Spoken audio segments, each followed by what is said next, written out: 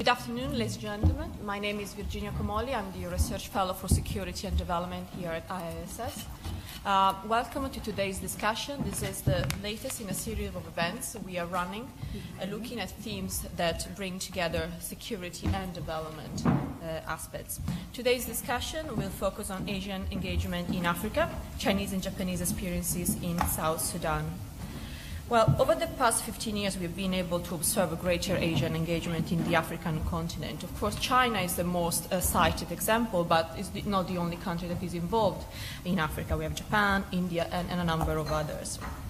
In the case of South Sudan, the world's newest country, presents a very interesting case study for the Asian engagement. And South Sudan is not only a country that should be understood through the prism of instability and conflict. On the contrary, it's a country that provides a wide array of financial economic opportunities. And China and Japan surely are aware of these opportunities. And today's discussion will be really a chance for us to go into more details and understanding what this engagement really is. We have a very qualified panel of experts to tackle these issues today. We first have Dr. Mitsuaki Furukawa, who is the Chief Representative for the South Sudan office of JICA, the Japanese International Cooperation Agency. Dr. Furukawa has held a number of positions within the organization, including as head of the JICA office in London and deputy head of the office in Tanzania. We also have Akuk Madud, who is a diplomat with the South Sudanese embassy here in London. Today we'll be speaking in his private capacity as he's currently pursuing a PhD looking at South Sudanese-Chinese relations. And then we have Jeremy Taylor, who's just completed a PhD, nearly completed a PhD looking at Japanese foreign policy in Africa. He has with many years of experience living and working in post-conflict African states, working for the NGO sector, particularly in Sudan and South Sudan. So no doubt we'll have a very rich discussion with such a distinguished panel of experts. So they will be speaking in reverse order, so with Jeremy starting first. Each of them will speak for about 10 minutes, and the discussion for today is on the record. So enough for me. Jeremy, the floor is yours. Thank you. I think probably the meat of the discussion will actually come about through questions. So I'm just going to speak very briefly about the context of, generally speaking, Asian engagement in Africa. But before I do that, I think the interesting thing with South Sudan, quite apart from the dimensions of its relationship with China and Japan, which we'll explore more going forward, is that South Sudan became independent at quite an interesting time if we were to look at global conditions. And it became independent at a time in what some might consider the post-G8 or the start of the G20 understanding of the global order. And by that I mean that there are emerging countries around the world, emerging points of reference, and a variety of new players, new investors, and collaborators, allies, and donors. And so, in that context, what happens in Africa matters. And increasingly, there is a new presence of Asian players on the continent. And as Virginia mentioned, these include India, Turkey, South Korea, but of course China and Japan. And so that's what I'll try and give a little bit of context around and how these two players are operating on the continent. China's engagement in Africa is well known. There's a lot of discussion. There's countless books on the subject, and Japan's engagement is perhaps less recognized. But what's important is that a significant change is starting to occur in Japanese policy. And I think if we can look at 2008 as a turning point, in which Japan's engagement on the continent has been increased, and the profile is increasing as well. Japan, we must remember, is the world's third biggest economy, a major contributor to international forums, and the primary engagement of Japan's primary engagement with Africa takes place through the forum of what's known as TICAD, the Tokyo International Conference on African Development.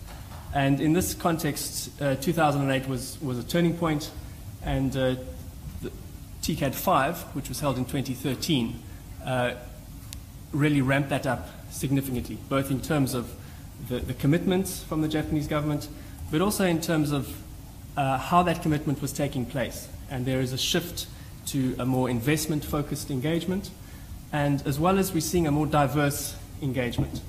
And that's one of the dimensions that is particularly interesting. We will have also seen last year Japanese Prime Minister Shinzo Abe visiting Africa it was the first visit by a Japanese head of state since Prime Minister Koizumi in 2006. And this reiterates a sort of a political engagement alongside an increasing economic engagement. And one of the dimensions that's particularly interesting about China-Japan engagement in Africa is the question that often appears, certainly in the media, around whether there is an element of competition between the two countries in Africa. And while there is certainly a sense that China's presence in Africa, a widespread presence, I might point out, a presence that ranges from extensive economic engagement, it is the biggest trade partner with the continent, but also an increasing political relationship, a political relationship that has been, in many instances, leveraged against China's lack of colonial baggage on the continent.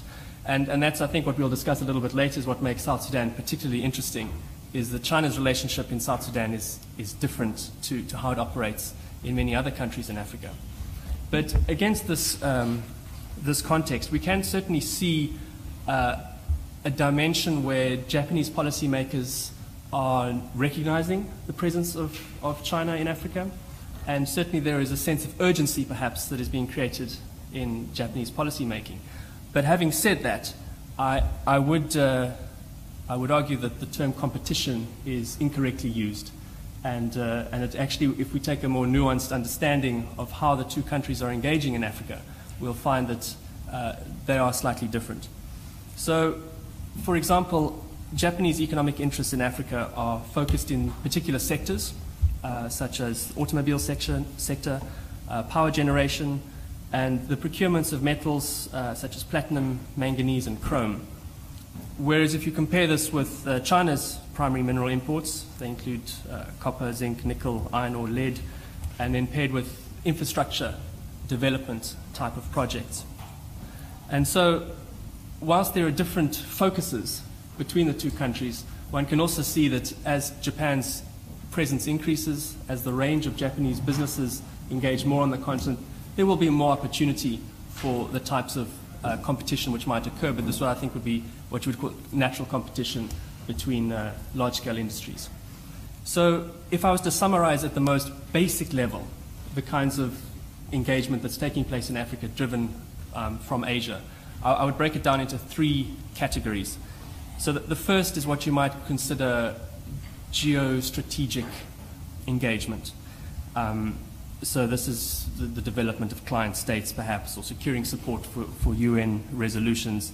At this level, China has developed very strong relations on the continent and is increasingly involved in taking the diplomatic engagement to the next level. And again, South Sudan is a particularly interesting case study here because, as we will discuss, China is involved in mediating the conflict in South Sudan.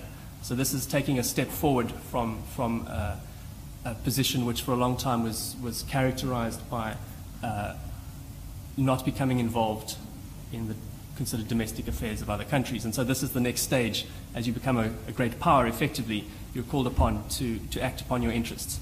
And this is what's happening in South Sudan, and I think this is an interesting dimension. The second level is perhaps what you might consider the large corporation investment level of engagement.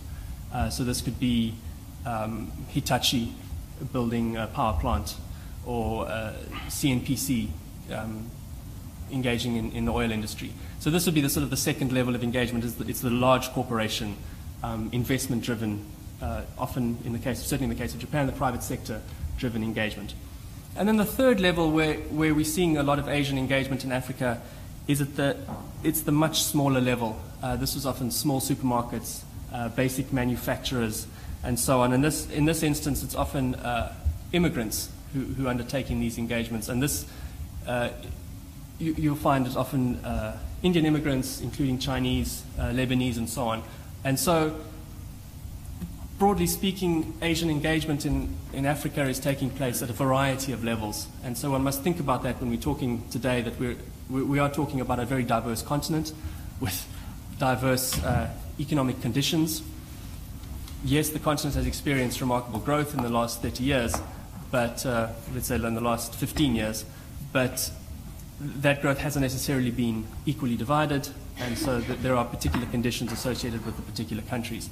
But broadly speaking, what we're going to talk through today encompasses these three broad categories of engagement.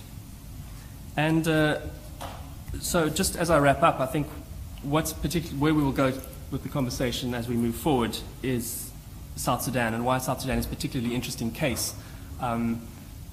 In many instances, I think the outbreak of civil war has overshadowed the dimensions of South Sudan's foreign engagement and its diplomacy.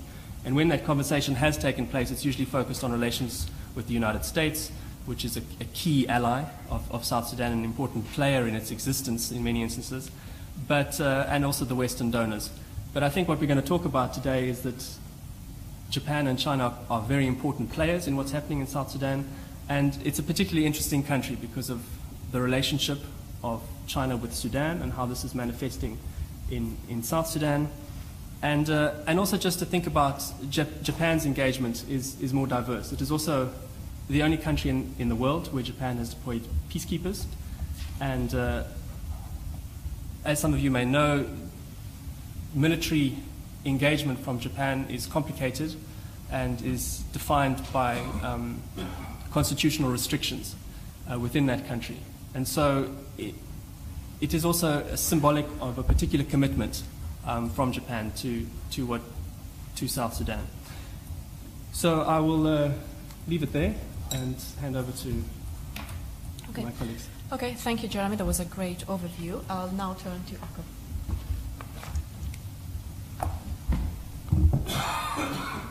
Thank you very much, Virginia.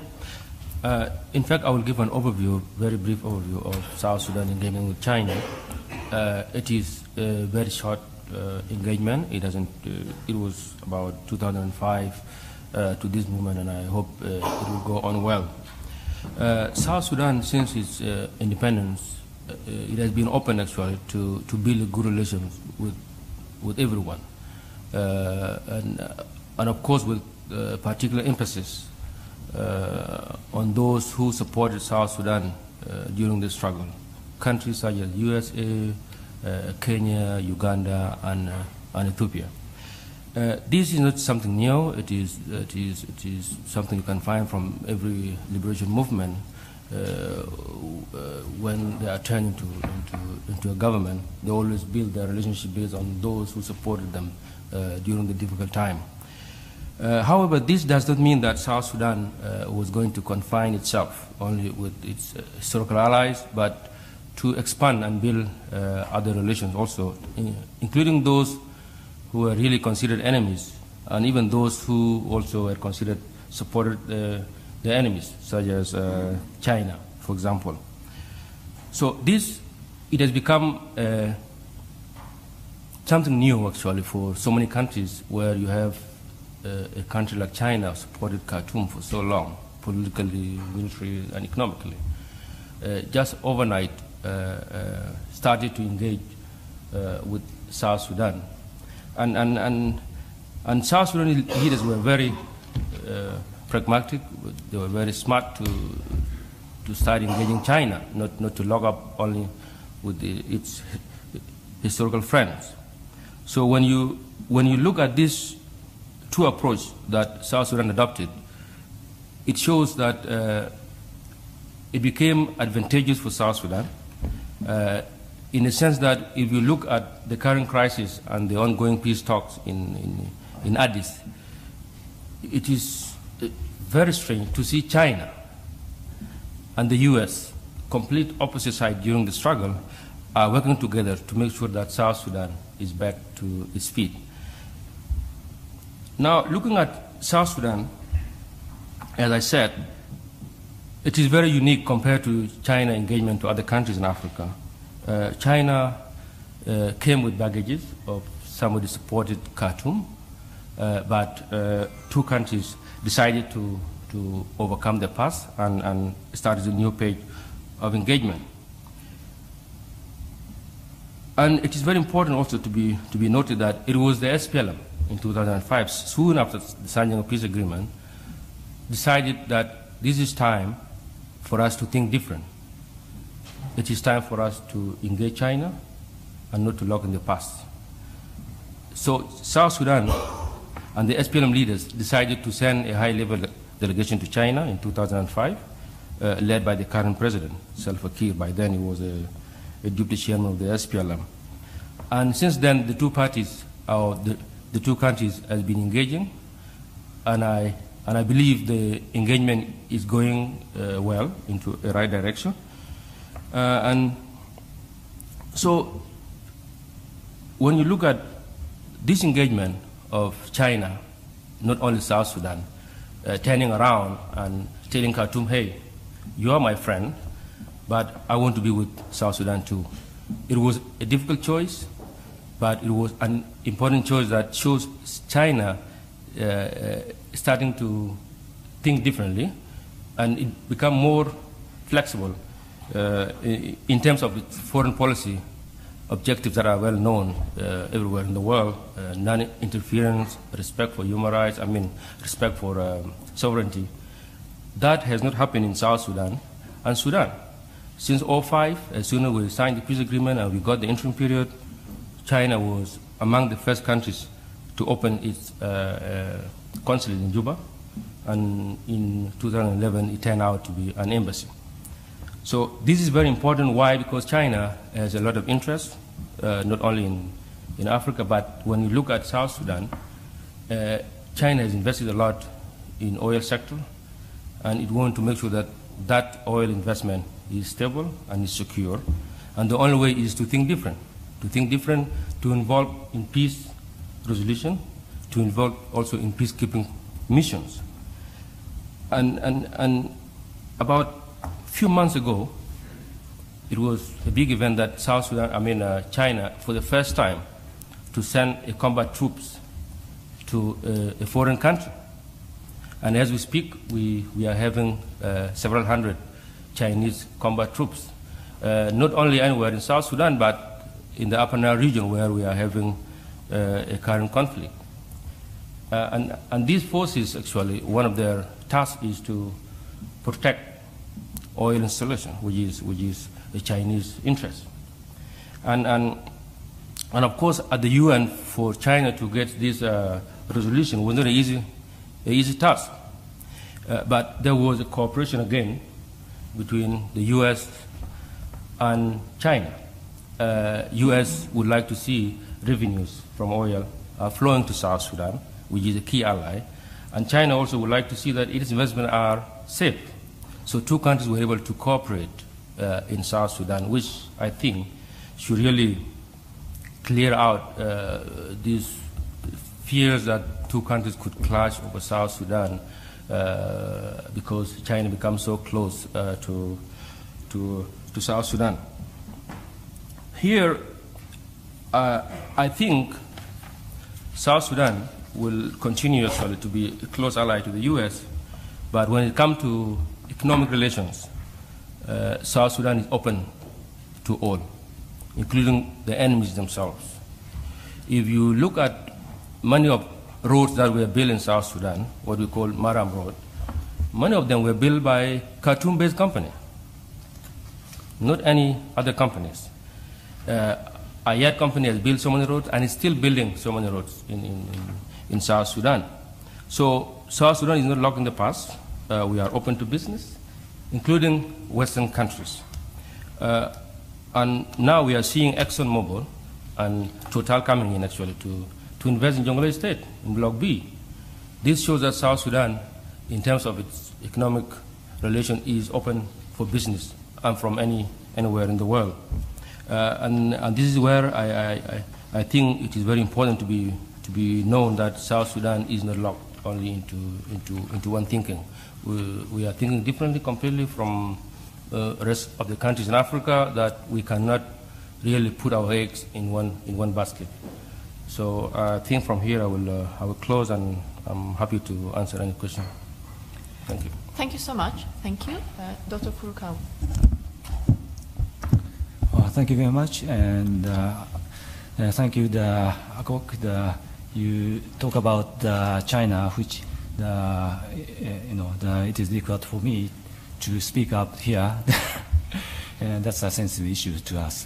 By the way, today the Japanese ODA in the South Sudan after the crisis, I'd like to explain that I based in Juba right now, and last November I was dispatched there. After the crisis, the 2013, December, Japan was evacuated. However, we continue to support from outside of the countries. For example, we base in Uganda and have some trainings or some supporting the capacity development. However, physical engagement was stopped until the November. So I talk about after the crisis, even though we supported South Sudan, our Sudans, especially after the CPA 2005. And today, I like to focus on what Japan do, and brief the explanations about the economic cooperations, the financial year 2014, and then the JICA assistance, and then a little bit about ODA PKO collaborations, and then challenge and the directions for the assistance. There is the usual frameworks for the peace buildings. There are the three frameworks: the military, the politically, and the economic and social frameworks. Right now, as Jeremy mentioned, the South Sudan is the only country we dispatch the self-defense force. Their task is the Japan engineer contingent. And for the political framework, we do not have much in the involvement. However, we assist the economic and social framework, and there's two parts: the humanitarian assistance and development assistance. JICA is doing for the development assistance. This is 2014's financial year. This is the multilateral cooperations through the UN agency that's focusing on the humanitarian assistance. And as you see, the emergent assistance, like food aid, the protection support for the IDP, and water sanitations and so forth. The whole amount is about $1,400 million US annually. And for the development side, what the JICA does, before the crisis, the South Sudan had the development plan, and then in line with the South Sudan development plan, we focus on basically economic development and social and human development. For the infrastructure part, there's a two parts, the Nile River is crucial for the economic, and also the humanitarian assistance as well. And therefore, we try to expand the Juba River port, and also at the same time, we enhance the capacity, the buildings. And for the road part, the constructions of a new bridge and the water supply system and so forth. And for the human resource development, we emphasize on the vocational training centers or the health and so forth. There is a lot of needs in South Sudan. Everything is crucial. However, our comparative advantage is the focusing on basic infrastructures and the human development. So I like to give you some the ideas what we do. on the ground.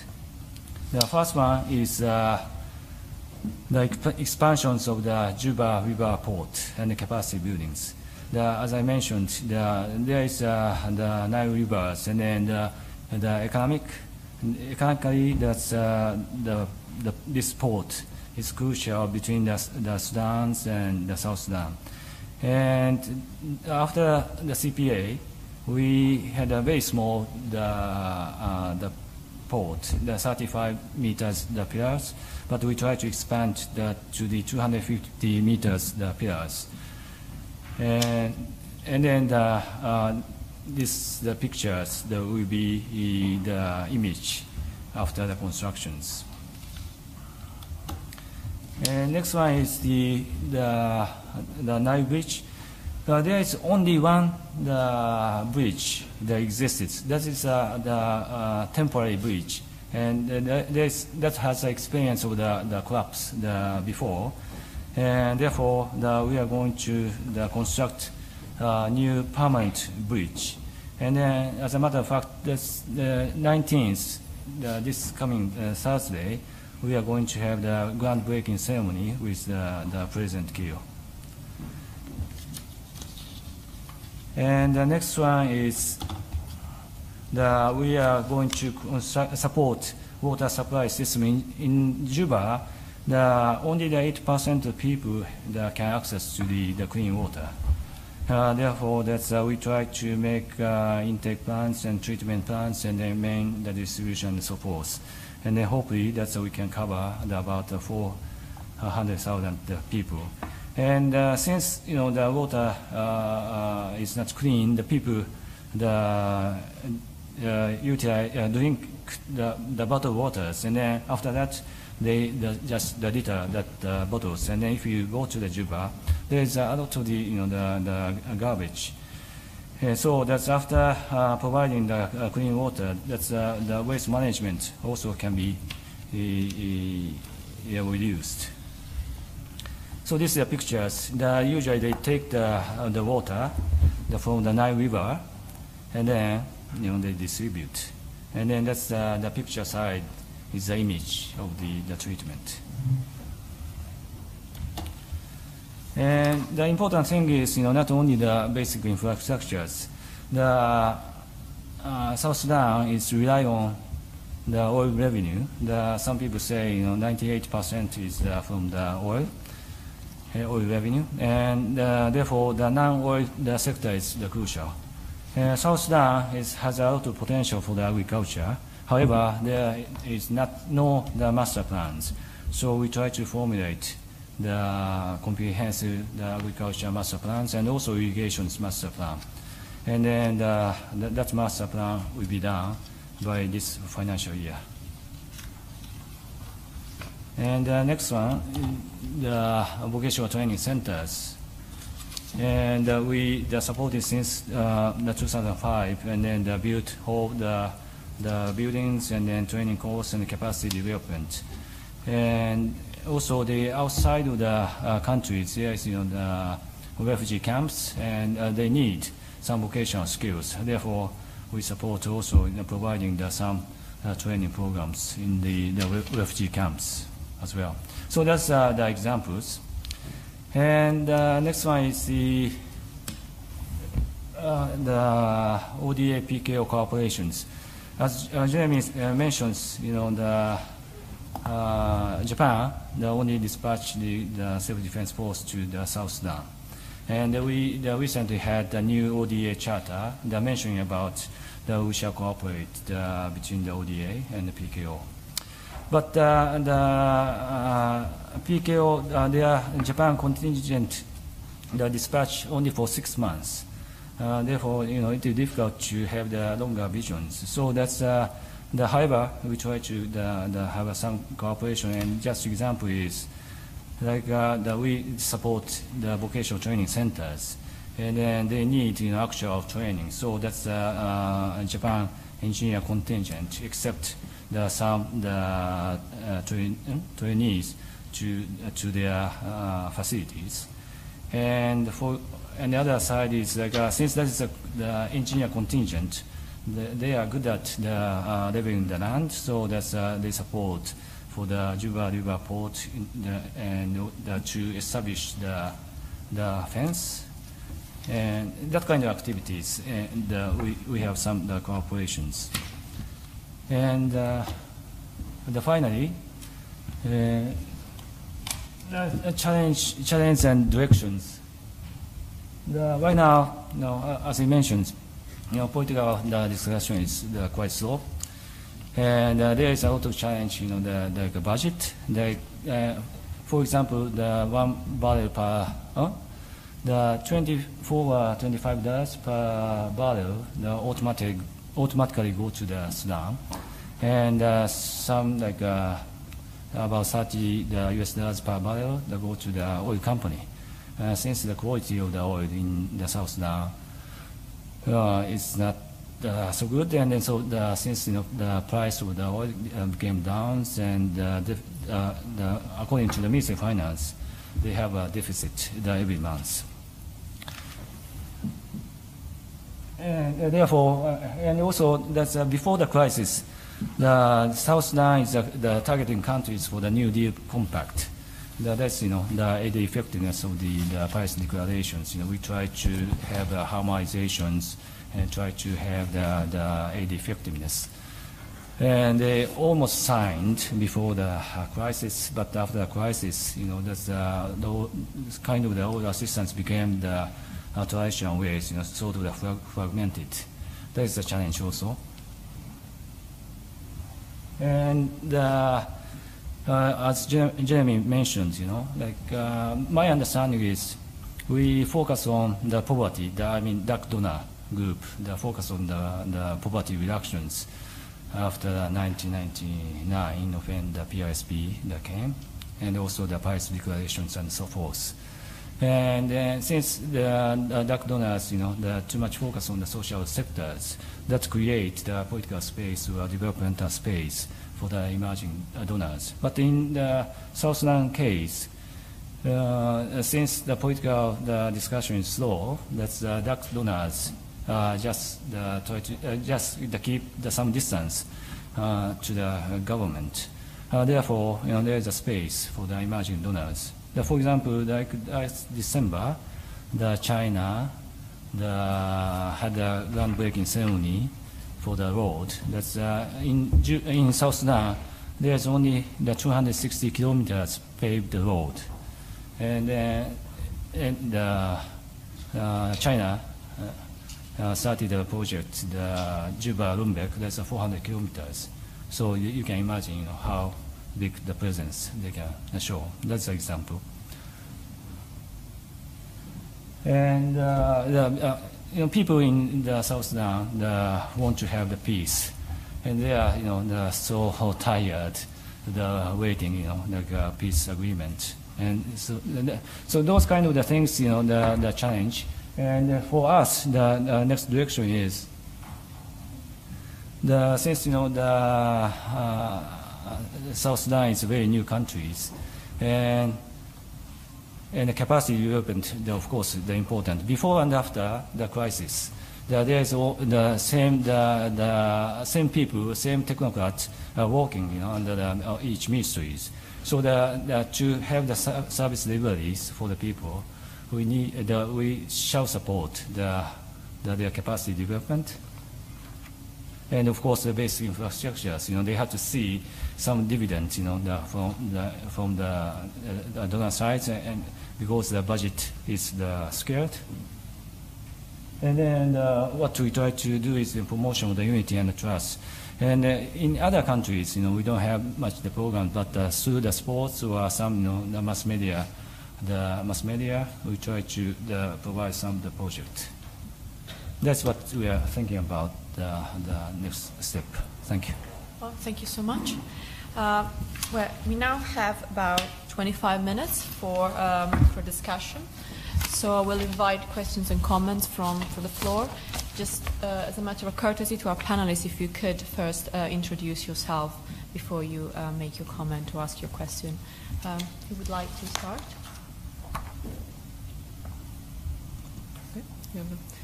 shy group of people? Well, I'll take advantage of my position as chair to ask a question of my own. This is something that Dr. Furukawa has already alluded to, is the fall in oil prices.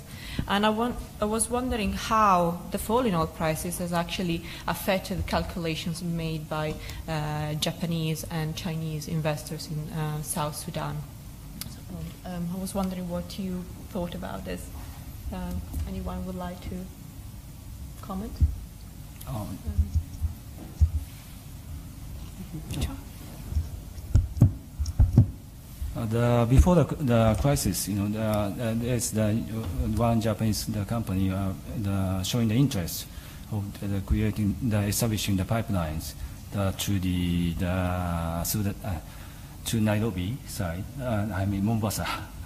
And JICA Japan supported all the infrastructures, the Nairobi side. But after the crisis happened, and also the slow political discussions, they're suspended. So that's influence these political discussions and the investment also. How about the Chinese side? Have some views on that? In fact, I don't think I will really have a clear view because I can't speak on behalf of China. Yeah, but what I know is that on our side, as South Sudan, we are actually starting a new negotiation right now with Khartoum to see how we can really reduce the amount that we're giving them every barrel of. But the issue is this: apart from fees that we're paying to to Khartoum, we're also paying them extra amount because we have agreed to help them out from their budget after South Sudan got independence. So there is an agreement of $3 billion for the next 3 years. We have agreed to pay it in an expedited way. So every month they take about every barrel they take about $25, which is actually affecting our budget right now, and we are negotiating with them to see how we can really postpone part of it until when the oil prices are up or when the other areas started to produce. Like now in Unity State, we don't have any production due to the current conflict. So on our side, we are trying actually to correct our budget, but on the Chinese side, I'm not sure what they're doing. Okay. Yeah. I can't speak to the specific thinking, but I think generally we can assume some things. And the one is that CNPC is the biggest investor, the primary shareholder in the existing pipeline. So basically they have no interest in building a new one because they have an existing pipeline which delivers crude. There is no particular reason to pursue another one. I think if we go back to just after South Sudan's independence, President Kiir visited Beijing and requested a number of things, including financing for a new pipeline, financing which he didn't get because the essential message was there is an existing pipeline, learn to get along with Sudan. But I think if we look at it from the other side, from South Sudan's point of view, the pipeline is still a key strategic objective as well as an economic objective because as we're talking now, they are paying transit fees, so they're paying this sort of reparations payments as well, and ongoing transit fees. And there is a sense that whenever there is some kind of breakdown in negotiations between the two countries, Khartoum has the ability to squeeze South Sudan, as happened in 2012 when South Sudan actually turned off the pumps, feeling that it was better to not produce any oil rather than to have it seized by effectively their, at that time, mortal enemy. And so for South Sudan's long-term strategic thinking, they still do want another pipeline. So the question then is rather about how economically viable is a new pipeline. And for that you have to look at other factors. You have to look at, well, how stable is South Sudan in the places where they would have to build that pipeline. So that's Jonglei State, which is not that stable. It's about, can the conflict in South Sudan be resolved in such a way as to encourage investors again?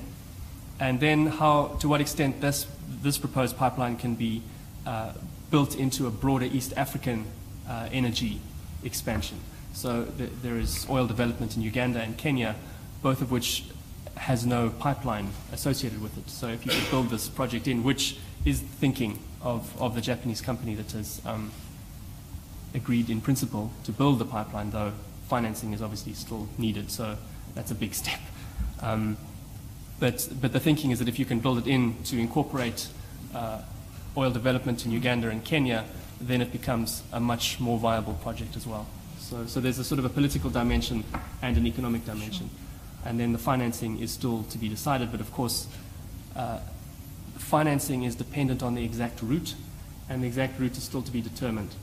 So I've spoken with the company involved, and their position was, until there's a political agreement between the governments in South Sudan and Kenya and possible alternative options in Ethiopia and Djibouti, until there's an exact determination of where the pipeline would go, then they can only do a detailed costing on what's required.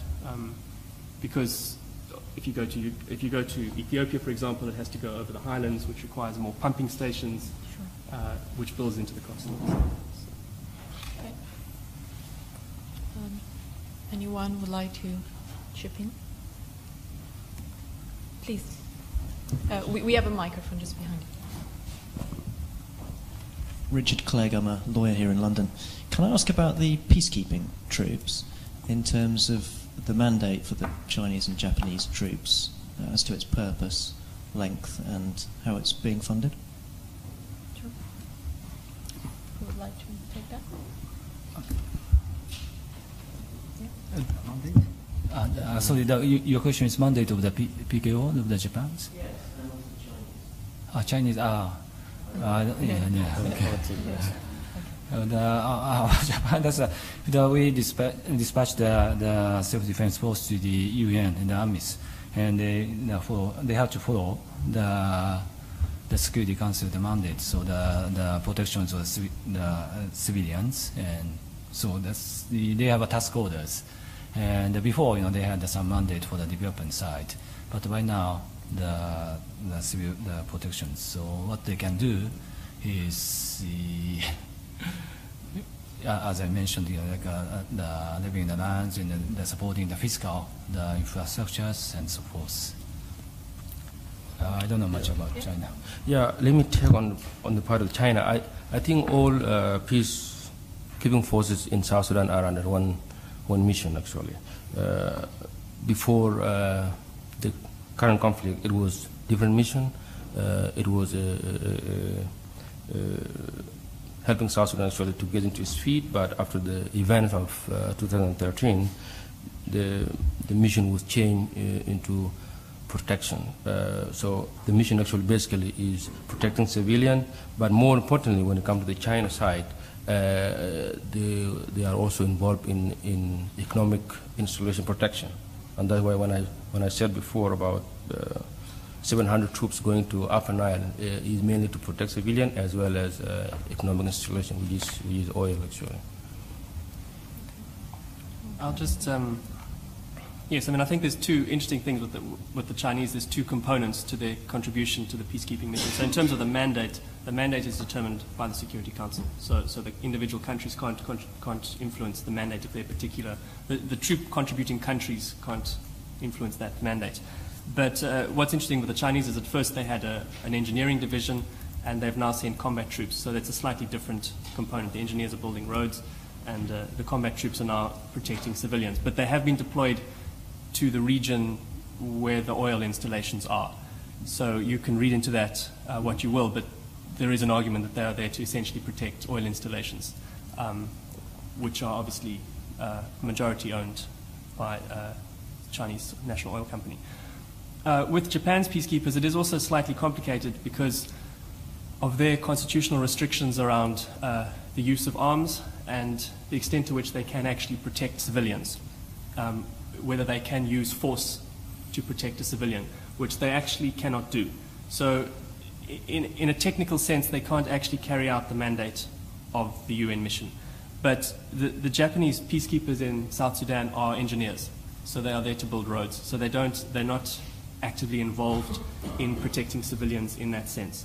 So they have their own camp, and there are no, because as you may know that there's about 70,000 people in South Sudan seeking shelter in UN camps around the country. But there are no civilians in the Japanese camp because they can't actually protect them. And it's even more complicated because they cannot protect themselves. So there are Rwandese troops who provide armed protection for the Japanese contingent. And this is how they get around the complexities of the constitution. And that is a discussion which we need another whole forum to talk about that. Thank you. I was wondering, what's civilians' perception of Asian presence, especially Chinese and Japanese presence? Are these foreign peacekeepers or foreign investors welcome by the South Sudanese? I'm talking of the people, I'm talking from the people's perspective. Yeah, of course it depends. It is very hard actually to decide which one is which, because those who are really benefiting from the peacekeeping forces are those who support Riek Machar or who are from Riek Machar area, who have joined and are running to UN peacekeeping camps. Their impression, I'm sure, would be they are pro-UN forces to protect them. But for South Sudan, the UN forces are there actually to help the government of South Sudan in so many areas, including insecurity, and because we are having intertribal conflict, we need roads, and because the UN peacekeeping force that was there before this conflict, they were helping a lot in so many areas, and they are continuing to be perceived as such that they are helping actually. They are not really a negative aspect of it. But for the civilians, it's not everybody. It's about just 70,000 who are in their camps, and they feel safe to be there, which is fine for us. Until when they feel they are safe to come out, then we will also welcome them. And many of them have already come out, whether in Juba or in other areas. They are just free outside there. But mainly UN, it is welcome. It was us who accepted for the UN to come to our country to help us in areas that we are not able to perform well. But of course, due to this conflict, the UN Security Council changed a bit of their mission and become helping to protect civilians, which we think it was not warrant actually. Maybe the first few days when we had the conflict, but for now, even those who rebelled, who fought, they have come back to Juba, and they are now in Juba living freely. Antonio?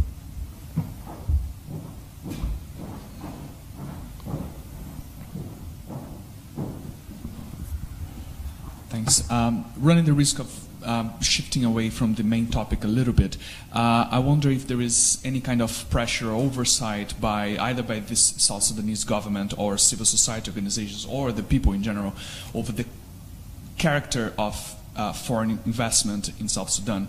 And I'm trying to make a comparison here between what happens in Latin America and what happens in Africa, because in Latin America this issue of investment in resources and building perhaps concentrating too much into resource exploration is a controversial topic in Latin America, especially when it comes to China, not Japan at all, I think. So is there a preoccupation or an attempt by South Sudanese to, I don't know, pressure companies, pressure governments to invest also in industries or slightly more high-tech investment than resources? Thanks. Okay, thank you very much.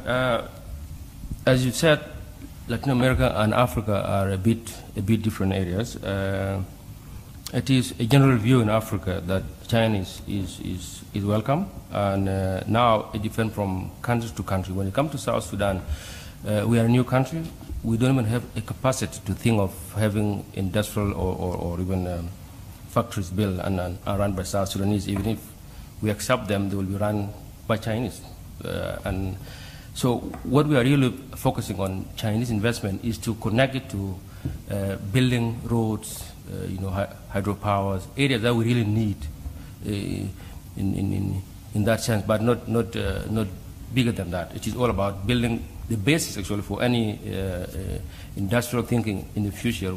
We need roads, we need hydropower, we need schools. Like now, JICA is involved in vocational training, because if you don't have such human resource, then why building all these factories for?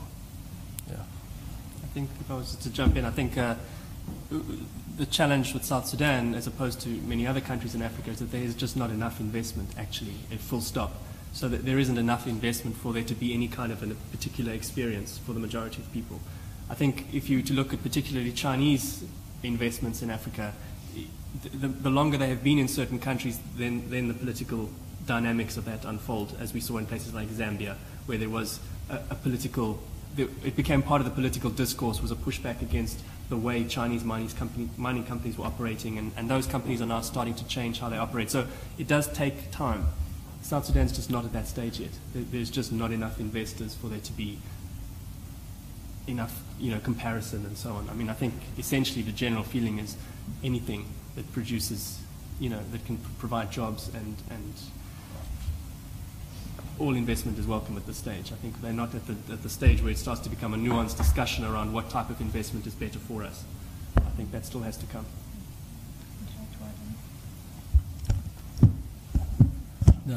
I'm not sure, this is the correct answer. Personally, I think that the South Sudan has a lot of the potential for the investment. If we see that there's no the accurate data, but IGAD, the members, Uganda, Ethiopia, Kenya. So if you go to the Juba, you see the flow of the people, and then there's an active trade between the Uganda and the Kenya, all the agriculture products and so forth. But unfortunately, they don't have the strategy yet. And in China, there's my understanding is more than 1,500 the Chinese there. That's the official figures, and then like 150 the state-owned company or the private companies there. And then, for example, like a road, as I mentioned, like 260 kilometers just paved. Out of the how many? More than 6,000 to 7,000 roads to connect the whole whole that. And then if you go to the other African countries, if there's open competitions, the almost the China, the Chinese company, the win the bidding. So if you calculate, how much the opportunity there is, even thinking about just the road. But the other basic infrastructure is not there. So there's the potentials for the other, not only the China, but the neighboring countries. Like the buildings, constructed mainly from the Eritrea, and if you go, there are so many buildings, constructed by them. Yeah, that's what I think. Anyone else? Okay. Well, I guess we are nearing time for ending the event. Well, I found it very interesting and stimulating. So thank you very much for sharing your views, and thank you for the questions. We'll be convening this similar meetings looking at issues at the nexus between security and development on a monthly basis. You'll soon will see invitation to the next event. But for now, please join me in thanking the speakers for today.